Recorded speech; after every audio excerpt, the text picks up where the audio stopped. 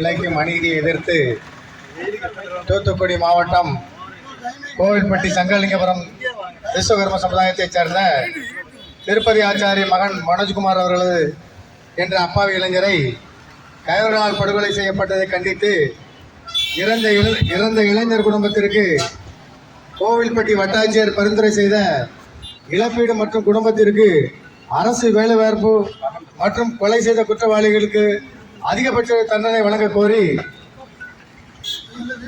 இங்கு மிக சிறப்பாக நடைபெறுகின்ற மாபெரும் கண்டன ஆர்ப்பாட்டத்திற்கு தலைமை பொறுப்பை ஏற்றிருக்கின்ற மரியாதைக்குரிய எங்களுடைய விஸ்வகர்ம மகாஜன பேரவருடைய மாவட்ட செயலாளர் மாவட்ட தலைவர் அரும அண்ணன் கே முருகேசன் அவர்களே, எங்களுடைய விஸ்வகர்ம சமாஜத்தினுடைய மாநில அமைப்பை சேர்ந்த அத்தனை தலைவர் மற்றும் செயலாளர் அனைவரையும் தூத்துக்குடி மாவட்ட விஸ்வகர்ம சமாஜத்தினுடைய தூத்துக்குடி மாவட்ட விஸ்வகர்ம சமாஜத்தினுடைய விஸ்வகர்ம கூட்டமைப்பினுடைய அத்தனை விஸ்வகர்ம சங்கத்தினுடைய நிர்வாகிகள் அனைவரையும் வருக என வரவேற்கின்றோம். வந்தமைக்கு ரொம்ப மிக்க நன்றி சொல்லியிருக்கணும். இத்துடன் இந்த தூத்துக்குடி மண் பல ஆர்ப்பாட்டங்கள் வாயிலாக இந்த தமிழ்நாடு அரசுக்கு ஒரு மாற்றத்தை தந்திருக்கு. கடந்த இதுக்கு முன்னாடி வேல்முருகன் பொருட்கள் மதுரையினுடைய கண்ணகி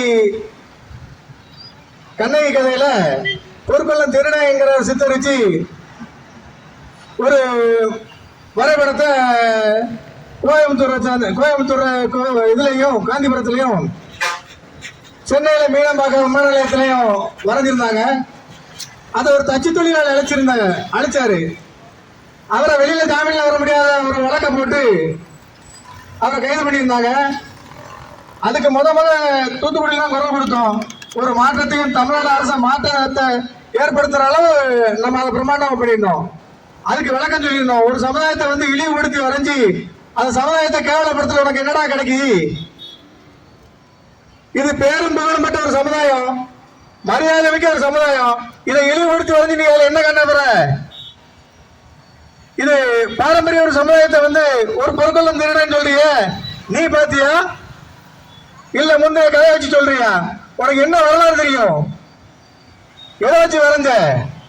அதெல்லாம் விட்டுட்டு நீ அந்தந்த மாவட்டம் எந்தெந்த தொழில் முறையை வளர்ச்சி அடைஞ்சிருக்கோ நீ அதை வர தமிழ்நாடு அரசு புத்திமதி சொன்னோம். நீ அதை வர அது அந்த மாவட்டத்துக்கு பெருமையா இருக்கும், பிற மாவட்டத்துக்கு பெருமையா இருக்கும்னு புத்திமதியை சொல்லி மாண்புமிகு அப்ப முதலமைச்சருக்கு வேண்டுகோள் கொடுத்தோம். அதை ஏத்துக்கிட்டு இன்னைக்கு தமிழ்நாடு பூரா ஒவ்வொரு மாநகராட்சியிலையும் அந்தந்த மாவட்டம் எந்த தொழில் ரீதியா வளர்ச்சி அடைஞ்சிருக்கோ அதை வரைஞ்சிருக்காங்க. இன்னைக்கு நம்மளை அவமதிச்சு வரையக்கூடிய அந்த இதை நம்ம வரைய விடாம தடுத்திருக்கோம். அது தூத்துக்குடி மாவட்டம் முக்கிய பங்கு வகித்திருக்கு. அதை நம்ம பெருமையாக எடுத்துக்க வேண்டும் கேட்டுக்கொண்டு ஜனனுடைய ராணிப்பேட்டையில புலிகுளம் கிராமத்தை சேர்ந்த ஜனனி படுகொலை செய்யப்பட்டார். அந்த பெண்மணி 38 இடங்கள்ல குத்தி கொலை செய்யப்பட்டிருந்தார். கொடூரமான முறையில ஒரு கஞ்சா அடிச்சுட்டு ஒரு கஞ்சா விற்கிற கொடூரம். அந்த கொடூர செயல அவங்க வீட்டுல ஏறி கலத்தன பின்வாசல் வழி ஏறி இதை கொலை செஞ்சிருக்கான். இந்த வரைக்கும் அந்த குற்றவாளிக்கு நாம ஆர்ப்பாட்டம் நடத்தின வாயில குற்றத்தடுப்பு சட்டத்தில் கைது எடுத்துருவோம். அது அந்த லோக்கல் எம்எல்ஏ அதுக்கு அவன் சார்ந்த சமுதாயங்கிறத அவன் இன்னைக்கு ஜாமீன்ல வெளியிட்டு இருக்காங்க.